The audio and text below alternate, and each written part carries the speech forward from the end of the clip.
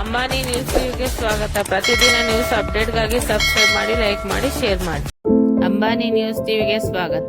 ಕನ್ನಡ ಪರ ಹೋರಾಟಗಾರ ಶಿವಕುಮಾರ್ ಅವರು ನಿಧನರಾಗಿದ್ದಾರೆ.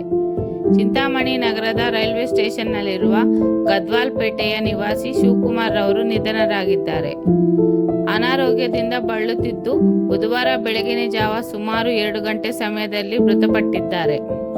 ಅವರ ಪತ್ನಿ ಮತ್ತು 2 ಮಕ್ಕಳು ಇದ್ದು, ಶಿವಕುಮಾರ್ ಅವರು 2 ದಶಕಗಳ ಕಾಲ ಹಲವಾರು ಕನ್ನಡ ದಿನಪತ್ರಿಕೆಗಳನ್ನು ಮನೆ ಮನೆಗೆ ವಿತರಣೆ ಮಾಡುತ್ತಿದ್ದರು ಹಾಗೂ ಕನ್ನಡ ಪರ ಸಂಘಟನೆಗಳಲ್ಲಿ ಗುರುತಿಸಿಕೊಂಡು ಅವರು ಸಹ ಕನ್ನಡ ಪರ ಹೋರಾಟದಲ್ಲಿ ಸಹ ಭಾಗಿಯಾಗಿದ್ದರು.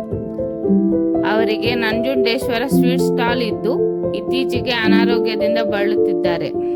ಬುಧವಾರದ ಬೆಳಗಿನ ಜಾವ ಮೃತಪಟ್ಟಿದ್ದು ಅವರ ಮನೆಯಲ್ಲಿ ಅಂತಿಮ ದರ್ಶನಕ್ಕೆ ಇಟ್ಟಿದ್ದಾರೆ. ಬುಧವಾರ ಸಂಜೆಯ ಸಮಯದಲ್ಲಿ ಹಿಂದೂ ರುದ್ರಭೂಮಿಯಲ್ಲಿ ಅವರ ಅಂತ್ಯ ಸಂಸ್ಕಾರ ಮಾಡುವುದಾಗಿ ಕುಟುಂಬಸ್ಥರು ತಿಳಿಸಿದ್ದಾರೆ.